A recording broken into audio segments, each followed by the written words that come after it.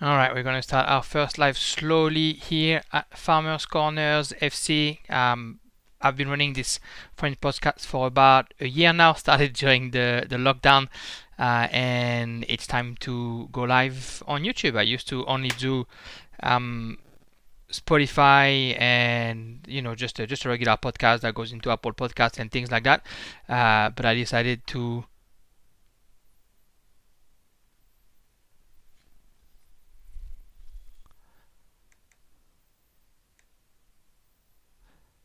have a little bit more fun and to do a podcast now live on YouTube. So sorry, it's the first time I'm doing it. So if there's things that are a little bit weird, or if I'm not, I guess as fluent as sometimes I can be when I'm doing my podcast, please accept my apology straight away. All right, we're going to start straight away. So Farmers Podcast FC is a podcast in English about French football, right? Which is my passion. I'm French, so I'll talk about French football all day, every day. And I've had some cool guests on my pod already, which I love exchanging with. So we are going to cover everything Ligue 1, French football clubs. Obviously, the very, very big news of the weekend was the European Super League, who's been announced last night. And we are going to cover quickly what actually is the European Super League, why it was created, and what it's going to look like if it happens, when it happens. We're going to quickly have a chat about what happened after this was created, which it doesn't mean that that's what's going to happen, but what was the reaction and what was the consequences of the 12 clubs basically making the announcement that they were going to basically try to launch their little rogue competition, little side deal to try and make a bit more money.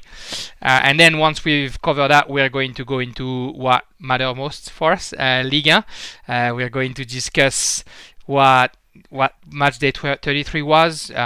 Paris, Lille, Monaco, Lyon all winning, Marseille winning as well in their fight for the Europa League, and Lens only able to draw, which can be dangerous for them, but Rennes winning as well in the same time, which means that they are back into the race as well for the Europa League. Lots to talk about for Matchday 33, and once we've talked about Matchday 33, we'll slowly talk about the next 5 games for in Ligue 1, which are going to be thrilling, because it's not every year in Ligue 1 that you have 4 teams deciding of their fight for the title. Usually, I mean, at least for the past 8-7 years, obviously, as everyone knows, it's been Paris. So for once, we'll see where that brings us. I don't have the usual music that I have sometimes when I do my Ligue 1 podcast, but you guys know the drill.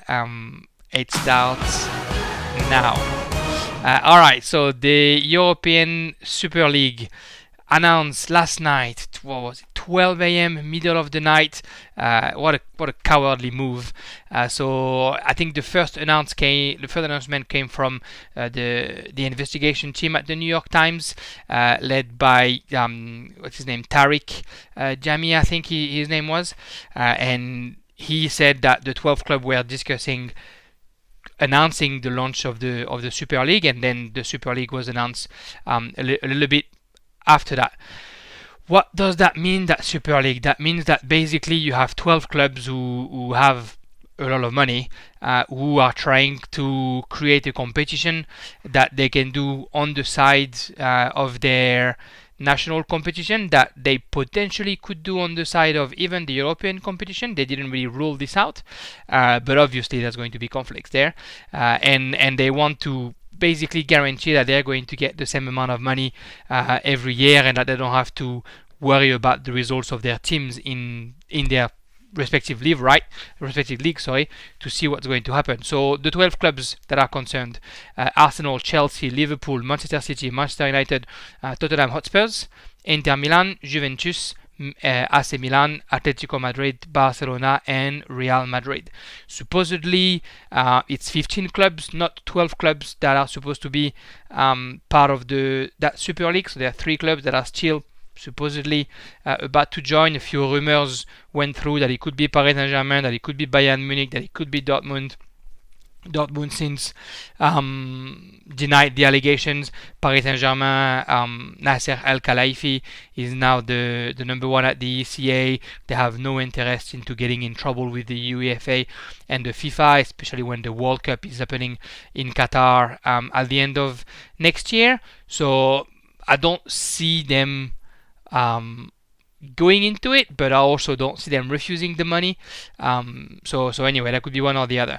It's a competition, and I'm sure people know that in some shape or form, but it's a competition that has been discussed since the 1990s. Since the 1990s, the rich and powerful have tried to find a way to just make more money. You know, those people that own those clubs, they are investors. They're not fans. So all they want to make sure is that every single year the money keeps coming in, and not the money is not coming in because of a referee doing the wrong call of a game, or because of Pogba not performing for Manchester United, things like that. They just want to make sure that the flow of money is guaranteed, and it's just an owner's move, I guess. So the competition itself would feature 20 teams, 15 clubs that are supposedly the founding clubs, so we're missing 3 on there, and the remaining 5 places that would be decided on a qualifying mechanism that would be based on the performance of the team in the previous season. Starting in August, supposedly the competition will be able to be played with the other competition, but with games on the Wednesday and games only between themselves, 2 groups of 10 with the team just facing each other, and then at the end, the first 3 qualify for the quarterfinal, the 5th and the 6th of each group fighting a playoff to get to the quarterfinal, and then quarterfinal, semi-final in 2-legged ties, with the final in May. So basically, some sort of a side league with those 20 clubs where they just meet each other during the year, and so you end up having, because it's only 10 club and 10 club, you end up having I guess a very interesting league of very interesting games, where people that are going to be pro this league, so what I already described are the fan of the future, those people will be happy to see basically Barcelona against Juve, Barcelona against Inter Milan, and all those ties that people make sure to watch when they're playing into the groups, but you're not going to have any more of a Shakhtar against Lyon, or a Slavia Prague against Anderlecht, or any games like this from other less powerful teams and less powerful countries, I guess. The prize money obviously should be pretty big. I mean, the JP Morgan Bank is saying that they are backing up the project and they're going to actually finance the project. So there's definitely a little bit of money coming into that, but it's still a bit of an unknown. They anticipate being able to make an extra $10 billion over the first 20 years or something like that for the clubs, and they anticipate to look good, I guess. They're saying that they want to redistribute the money to the national leagues and to make it a bit more fair, and to make sure that, I guess, people cope with the Super League. Obviously, the reactions, unless you live in a cave and you don't have social media, the reaction have been quite loud since the announcement was made. The announcement happened in a few steps. I guess at first there was quite a bit of banter with Tottenham, to name them, who claimed themselves being a founding club of the Super League and a leading European club when they haven't won a league in a very long time, and they've never won a European Cup, which is also the case, by the way, for Arsenal, and who else hasn't won the Champions League? Manchester City hasn't won the Champions League, and I think Atletico Madrid hasn't won the Champions League yet. So yeah, anyway, it's funny to see all those clubs being part of the Super League when they haven't won the Champions League themselves. So the announcement was created a massive reject from fans around the world, I think, and that's the one that you hear on social media, right? But we didn't really hear any club reaction or any players reaction. The first reaction that we hear is Paris Saint-Germain, Bayern Munich, who reportedly declined to join the competition. As I explained, why would Paris Saint-Germain accept. They know that whoever is creating that competition is going to be in an open battle with the UEFA and with the FIFA. And Seferin, the president of the UEFA, has some nice little close tie with Qatar and with Nasser Al Khelaifi, and also Nasser Al Khelaifi now is the director of the ECA, since Agnelli, the Juventus president, just resigned. So Paris Saint-Germain doesn't want to have any problem with the UEFA, and of course they don't want any problem with FIFA, because in a year and a half the World Cup is in Qatar. So the last thing you want is to tarnish something that you've taken so long trying to put in your country, and all the money that was spent, and you've resisted all the allegations of corruption in your country, and all the the civil rights activists that are fighting for this World Cup to be boycotted, and you're just going to join the Super League and make it all go away. Obviously, Paris is not going to do this. Paris will follow the money, so I'm sure that once the World Cup is gone, they'll say, "Oh yeah, actually, we're happy to follow the ESL if it does happen." But yeah, I'm not sure it'll happen. In the meantime, this morning, there was an executive committee meeting, in Switzerland, the UEFA executive committee, and so it makes the timing of this announcement by the 12 big clubs that are doing the ESL quite interesting, because that basically wanted to put pressure on the UEFA the day before the UEFA was to vote the new version of the Champions League, who's going to start in 2024, and who actually was voted unanimously today, which will make the Champions League a competition with 36 teams from now on. So I think at first I thought it was a way for those 12 clubs to put pressure on the instances of football, on UEFA namely, to sort of change their model and to try and give them more money. Then it looks like they're both steering still in their own direction. So who knows how long it's going to take for them to sort of find a compromise and get closer to each other again. What's going to be interesting is everyone is talking about the punishment that those clubs are going to have for funding this new league coming from the UEFA and FIFA. So we have among a lot of things what's been discussed is the clubs are going to be banned from European competition from this year onwards. They're going to be banned from future competition. Obviously, if those 12 clubs are banned right now from the European competition, that means in Champions League there's only Paris left, and I'll be surprised if that happened. But that would mean Paris wins their first Champions League without actually playing. So yeah, there's definitely a few things that might happen as I'm live on this YouTube channel, actually, because if they decided right now that the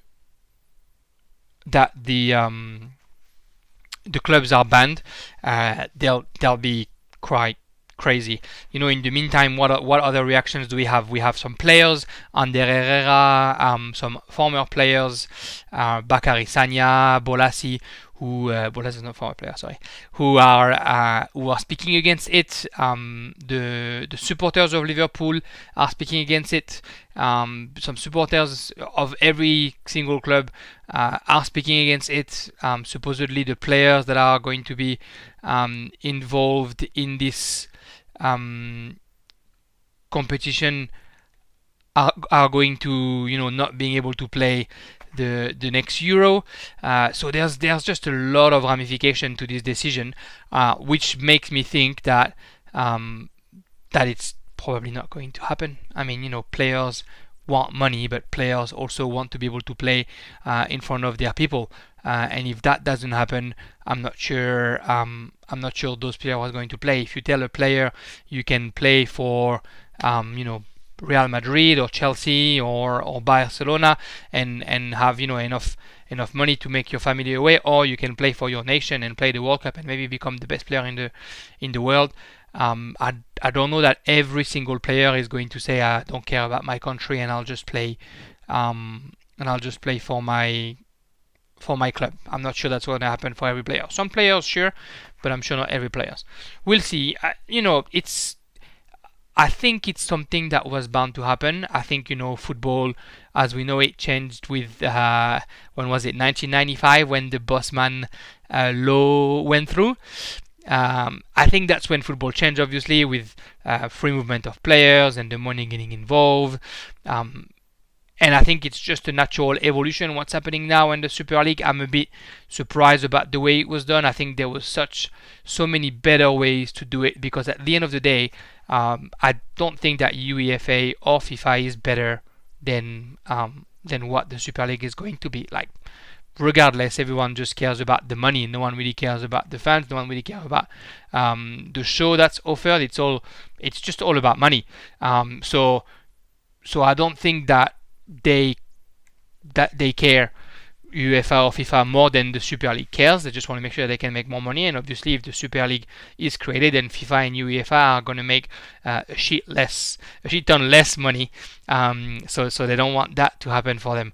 What is surprising for me for the Super League is, they're doing it now, which is good for them because it's COVID and there's lockdown and no one's in the stadium, so they're not going to have a revolution within their stadium.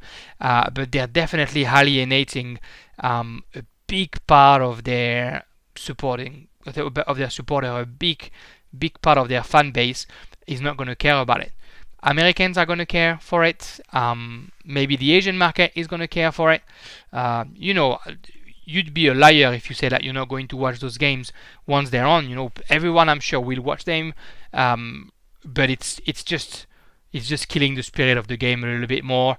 It's been dead for a while now, right, with all the money, but yeah, it's just another nail to that coffin. We didn't need any more nails. So we'll see how that's going to develop. I think there's going to be some very interesting development within the next few hours, within the next few days. It's going to be a mess for the semi-finals of the Champions League and the semi-finals of the Europa League. So I'm wondering what's going to happen. Really, we'll follow it closely, and on my Twitter, obviously, I'll tweet everything I see, and I'll make sure to update everyone who's interested. I'm going to be very, very curious about what the Champions League decision will be. There's a lot of clubs saying Barcelona apparently communicated, not officially but through Marca, who's their preferred newspaper, I guess, that they won't play the Champions League again because of what happened. A lot of little things have happened. Florentino Perez, the president from Real Madrid, always wanted it, and now he has it. It's going to be interesting to see if it stays.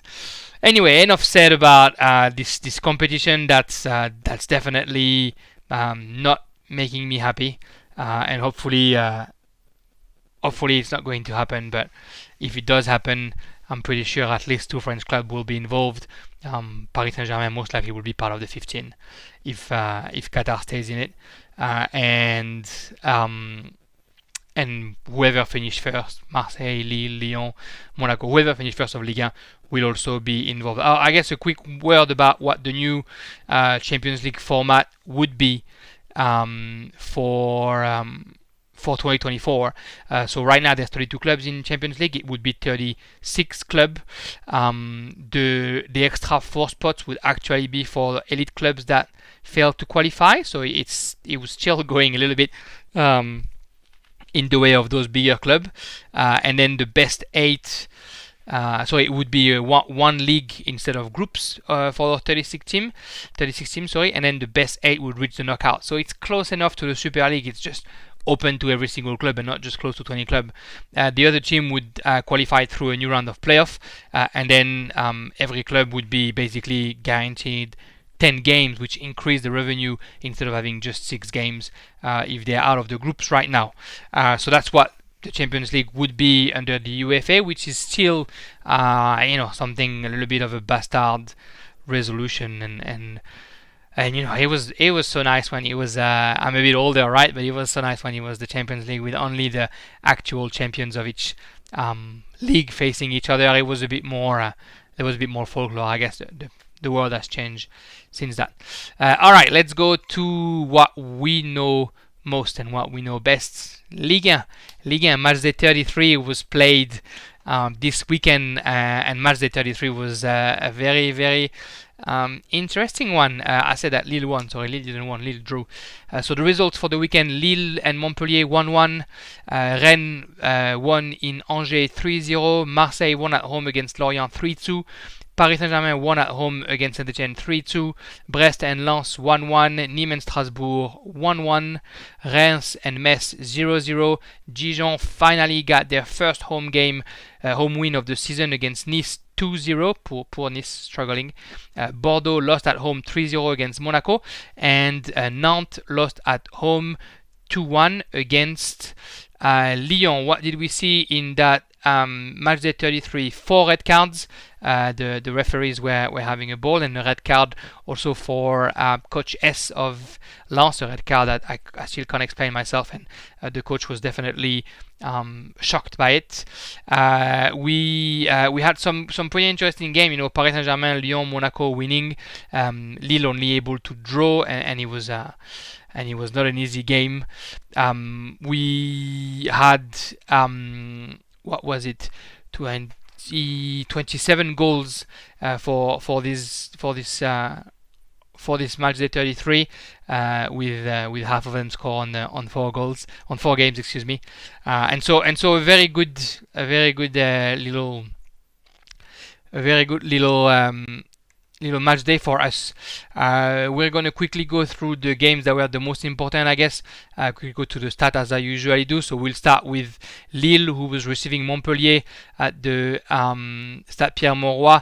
The goal scorer Andy Delors for Montpellier at the 21st minute, and Luis Araujo leveled for Lille at the 85th minute.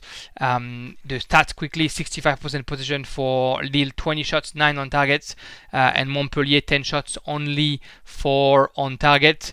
Lille is still on an incredible run. They've only lost one of the last 15 games in Ligue, which was a loss against Nîmes at home just under a month ago now, March 21st. Montpellier also on a pretty good run. They haven't lost any of their last 11, which is their longest unbeaten run in the top flight since August 2018. On the other end, though, Lille only won 3 of their last 9 home games in Ligue 1, which is interesting for a club who's trying to win the league. Obviously, before that, they had a good run of 6 wins in a row. Interesting game, Andy Delors was able to find the back of the net quite early into the game, and after that, Montpellier basically just defended and operated in counter-attack, and Lille tried to do everything they could to score. Lille can thank again great Mike Maignan, who did a perfect save on Teddy Savani's free kick, and then just kept going to make sure that Lille could stay in the game as long as they did. Lille had the opportunities, just lack a little bit of I guess creativity when it came to be around the box.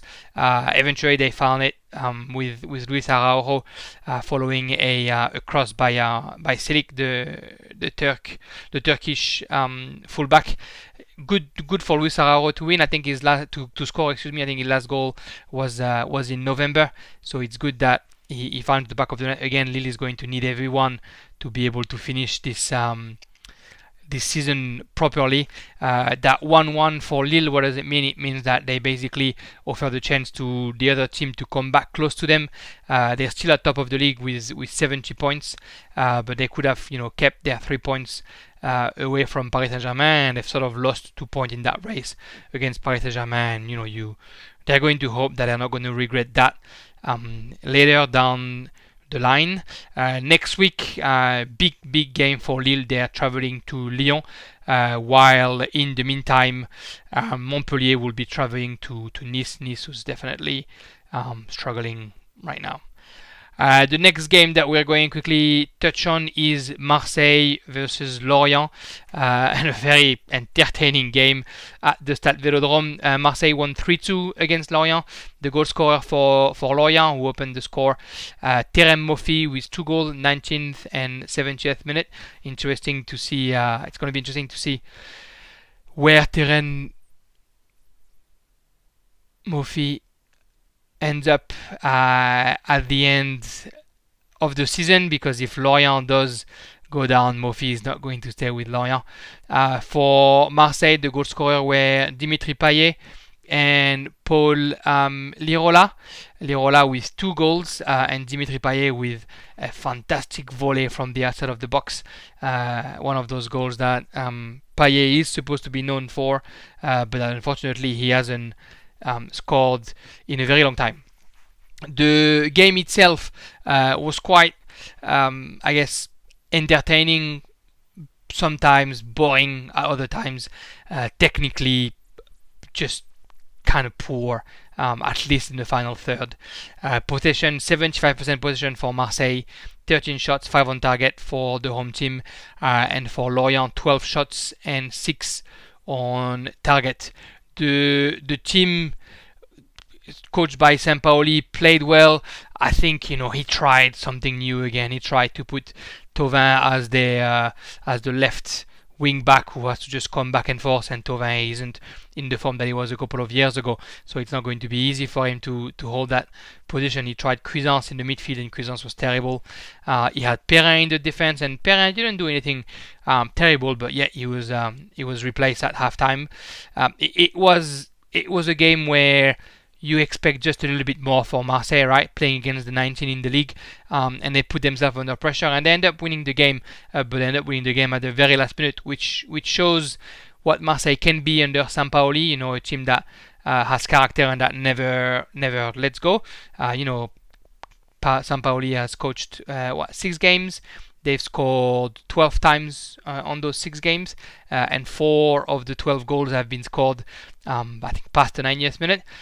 So that's one first stat, I guess, for Sampaoli, which is his team is not going to stop fighting the fight. For the rest of the game, the first half was terrible. The second half was just a little bit better. Lorient played okay. Lorient actually, once they scored the second goal, had quite a few opportunities to try and score another one. I think Wissa Boigard, not Boigard, excuse me. Wissa Moffi and which one is it? And Lorienté. Excuse me, Lorienté was the last player I was thinking about. Those 3 players offensively are very good, and it's sad to see them into a team that is fighting to be able to stay in Ligue 1.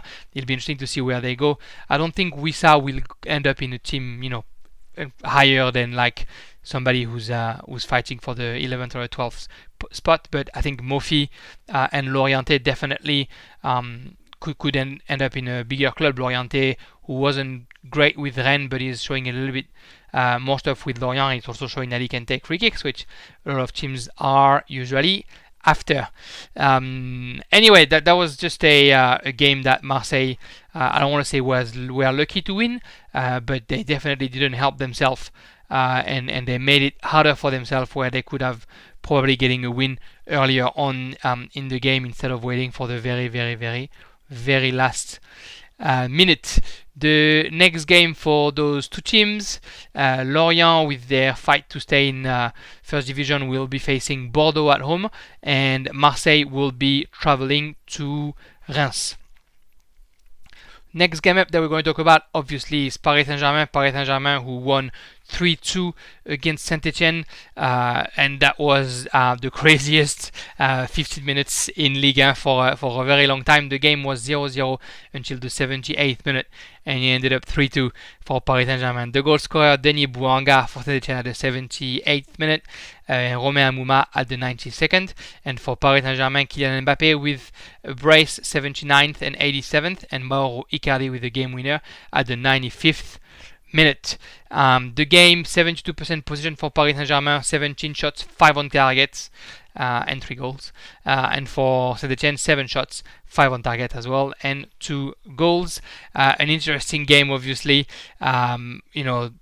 Both teams just played very very pedestrian game, casual game for like 75 minutes, and then everything got a bit crazy as soon as Saint-Etienne scored. Paris Saint-Germain tried to answer quickly, and they did by Mbappé, and then they get a penalty, which Mbappé was happy to score, and now the victory is for Paris. But Romain Amouma able to score a goal in the injury time. Saint-Etienne thought that they were going to be able to get the point in the Parc des Princes, but then Mauro Icardi with his header at the 95th gave the win. A very crucial win for Paris Saint-Germain, who, if they want to win the league, just can't make any mistakes.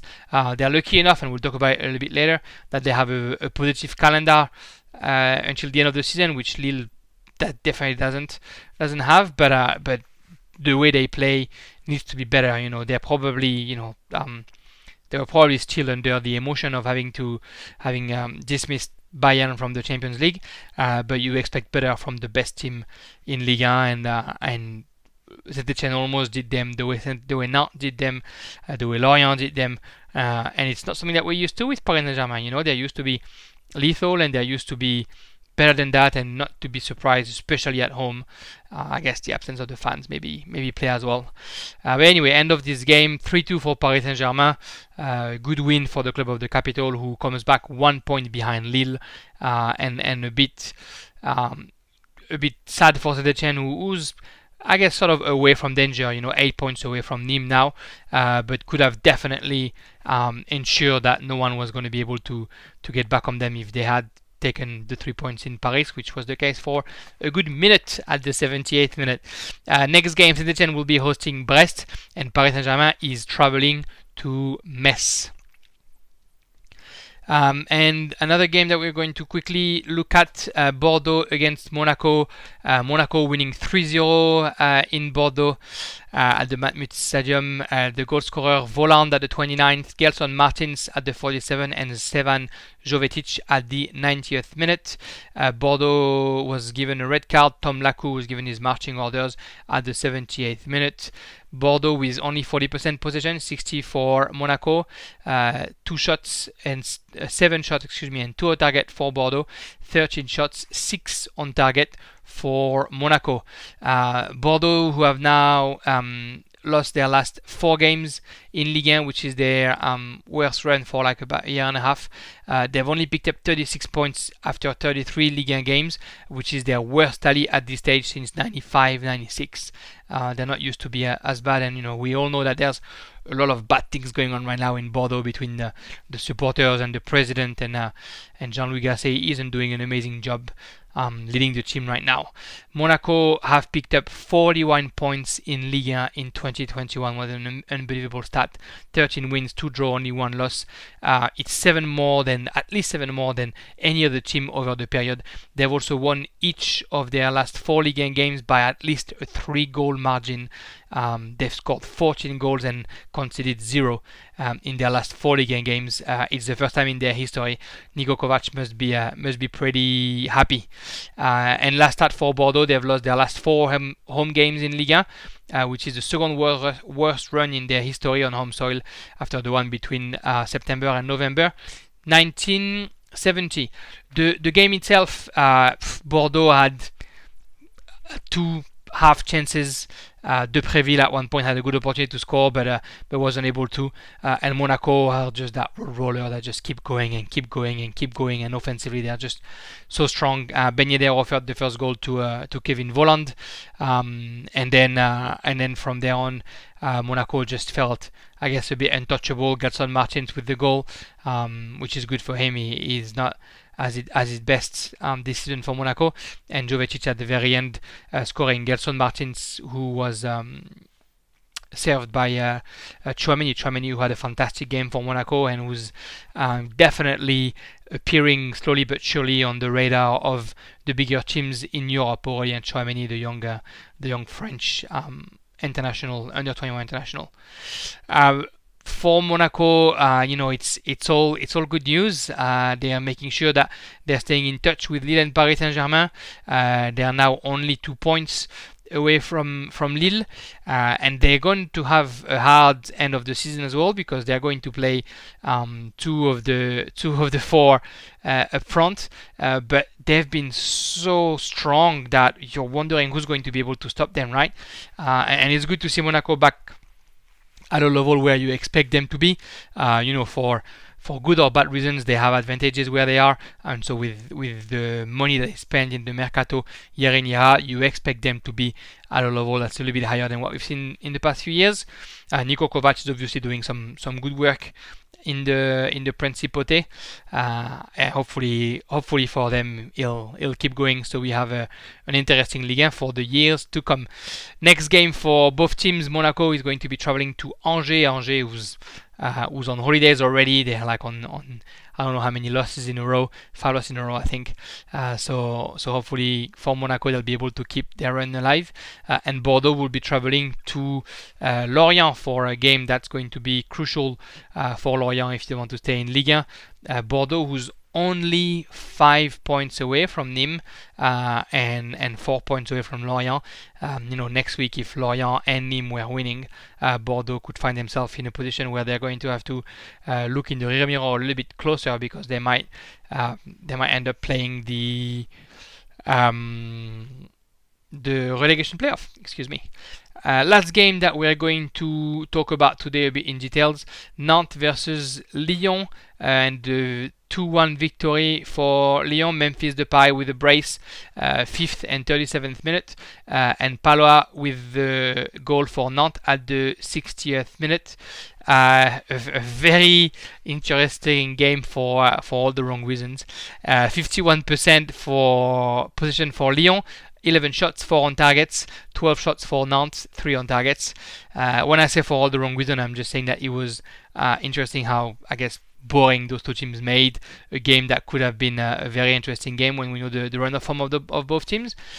Quickly for the little post-match insights, Nantes picked up 28 points after 33 games in Ligue 1, which is their lowest tally at this stage of the competition in history. Only 2 of the 19 teams that had 28 points after 33 games played in the top flight season avoided relegation. It was Martigues. Martigues was right next to where I'm from in 93, 94, and Dijon in 2018-2019, who got saved thanks to the playoffs. So Saint-Etienne are in a peculiar situation right now. Lyon have picked up 67 points after 33 games played in Ligue 1, which is their highest tally at this stage of the competition since 2007-2008. At the end they were champion. They're the first team outside of the podium with at least 67 points scored at this stage of the competition in any top flight season. So it's definitely a strong competition we have up front, at least this season. Nantes are now with the one of the worst series in Ligue 1 ever. They have won none of their 14 Ligue 1 home games, which is the longest run in top flight and the longest winless streak at home in Ligue 1 for Nantes. Tough stats for Camboire, who when he came in thought he was going to be able to turn this thing around, but unfortunately failed to do so. The game itself, Lyon with a good first half, able to score 2 goals, a few opportunities.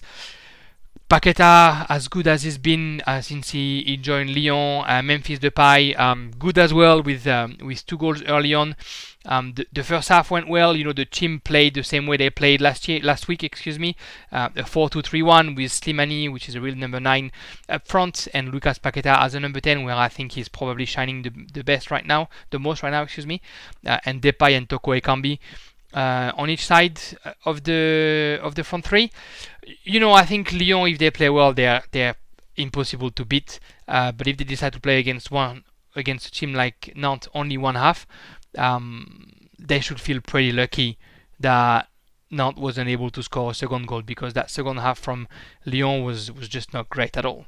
Thank God for them, Anthony Lopez was on a good day and had a couple of good saves. The goal is not his fault, but it looks like he could have done a little bit better. But besides that, Nantes one game they're going to be impressive, one game they're just going to be terrible. As soon as when Comboire arrived, Lusa, Blas, Moses Simon looked like they were back at their level, and now they're just as sad as they've been under Domenech or under Gourcuff. It's sad to see because it's such a historical team for Liga. You don't really want them to go into second division, but if they play that way, you don't want them either to stay in Liga. So we'll see where that end up. For Lyon, a few symptomatic things. I'm sure everyone has seen that picture on the internet when Lucas Paqueta tried to score from the middle of the pitch instead of launching Toko Ekambi, who was by himself on the right side. The performance from Maxwell Cornet also not great. Dubois not great. It's hard because they are players that are supposed to be good. They are supposed to be almost internationals. And Lyon, however good they are in the midfield with Kakere, Guimaraes, Paqueta, Thiago Mendes when he comes in, they can't afford to have two fullbacks that are just not good enough. So Juninho knows what to do during the off season, finding a new coach obviously, and finding a couple of fullbacks that are worth wearing the Lyon jersey. As far as the table, like we were saying, Lyon is was the first team with that many points to be outside of the podium. 67 points, 3 points away from Lille. They're on 2 consecutive wins, so they're doing well. It's going to be interesting to see if they can keep the momentum up.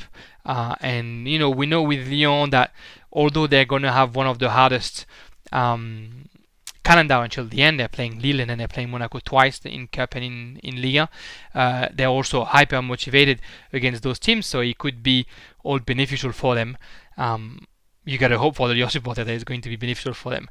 The game next week, Lyon will be hosting Lille, and Nantes, still trying to save themselves, will be traveling to Strasbourg.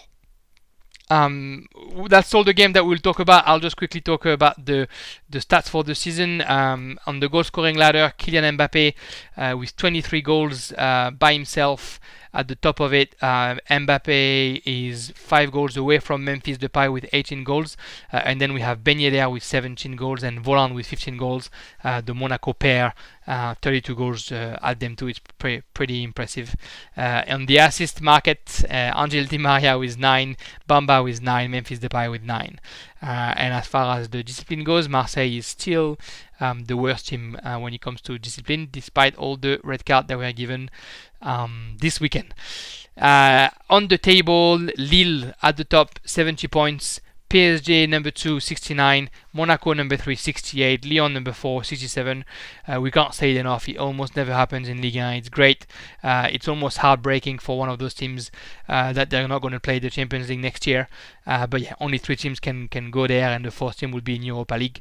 But it's going to be an amazing race to the finish, those last 5 games in Ligue 1. And if what happened in the last 24 hours disgusted you of football like it did to most of us, just watch Liga. Such an important, such a good end of the season. Sorry, it's worth it. And then follow my podcast so you can hear me talking about it a little bit more. Next week, the games being played on Friday night or Saturday morning, Reims against Marseille, then Saint-Etienne against Brest on Saturday afternoon, night where I am. Sunday morning, very early for me, but Saturday afternoon for you, Metz, Paris Saint-Germain, then Nice, Montpellier, Lorient, Bordeaux, Rennes, Dijon, Strasbourg, Nantes, Lens, Nîmes, Angers, Monaco, and Lyon, Lille, the game of the week, to finish the match day. It's going to be a very important game for both teams. A quick look at the rest of the season, I guess, for the main clubs. Let's start with Lille, because Lille is at the top of the league, of course.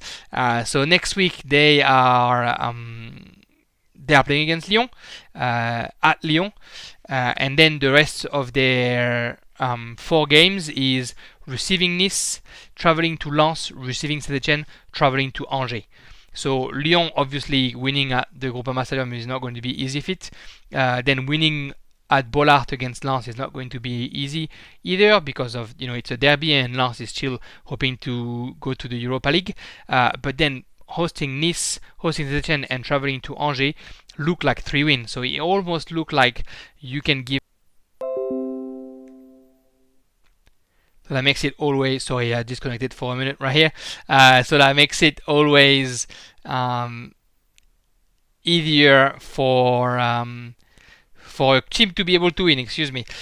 So if we look at Paris Saint-Germain and who they're playing in their last few games next week, as I said earlier. I'm sorry. I said it was my first time, and the stream keep playing up on me. I'm just going to make sure that it can be stabilized.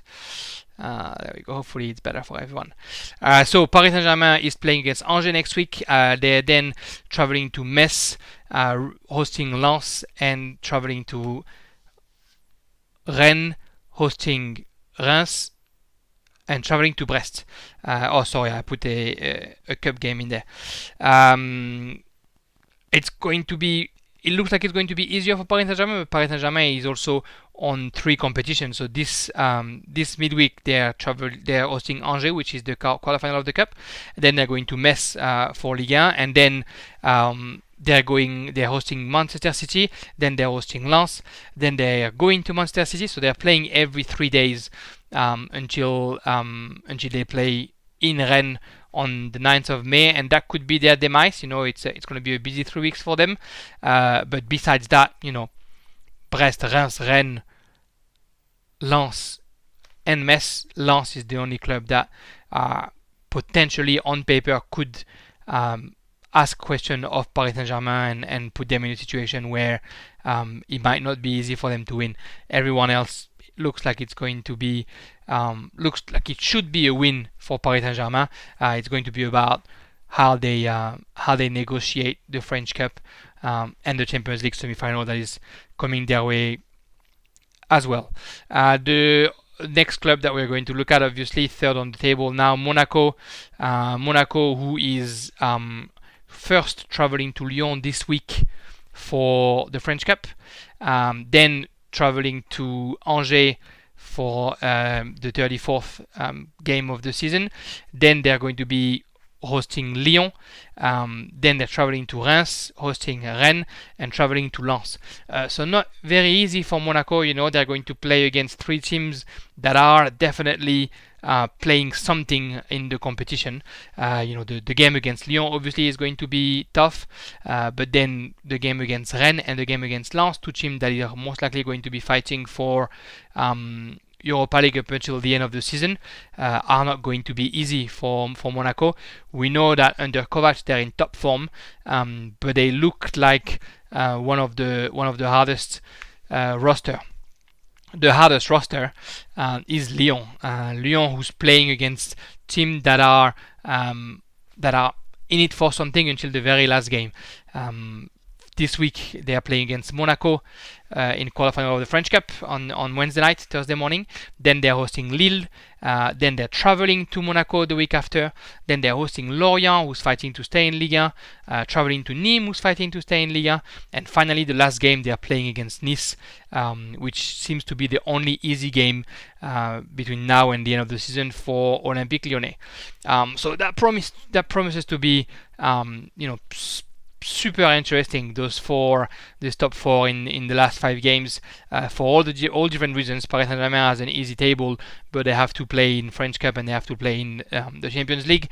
Lyon and Monaco, the fact that they're facing each other in the French Cup might bring a little bit of of extra spice to their game in Ligue 1 10 days later, and the teams that are facing each other, Lyon against Lille, Monaco against Lyon, plus the 5th and 6th and 7, Lens, Rennes playing their part, and the teams playing against the Lorient and the Nîmes that are trying to save themselves, will make the last 5 games very interesting in Ligue 1, and it's not something that we've had in a while, so we're pretty happy that it's happening this time. All right, that's about it for my first YouTube live about Ligue 1. It was, I guess, it was a little bit unprepared because so much happened in the past 24 hours about the Super League that I had to try and get as much information as possible in the little time that I have. Thank you very much for anybody who has connected, which was one or two of you at a time, but you gotta start somewhere. The video is going to stay on YouTube, of course, and I'm going to get the audio out so I can put it on my usual podcast channels. Thanks again for following, and I'll get another live going on next week. Thanks everyone. Peace.